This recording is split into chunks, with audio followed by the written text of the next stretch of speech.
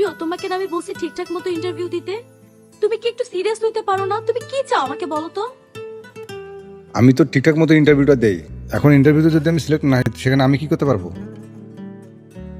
তোমার যা ইচ্ছা তুমি তাই করো, তোমাকে আমার আর কিচ্ছু বলার নাই। আচ্ছা বাবা, তুমি রাগ করো না, আমি এবার ঠিকঠাক মতো ইন্টারভিউটা দেবো। ইনশাল্লাহ চাকরিটা এবার হয়ে যাবে। জানো, আমার চাকরিটা হয়ে গেছে। আমাদের আর কেউ আলাদা করতে পারবে না। আমি আজকেই তোমার কথা বাসায় জানাবো। কে উনি? আমার হাজবেন্ড। তুমি আমার সঙ্গে মজা করতেছো, তাই না? তোমার কি মনে হচ্ছে আমি তোমার সাথে মজা করতেছি? আসলে আমি আপনাদের ব্যাপারে সবই জানি।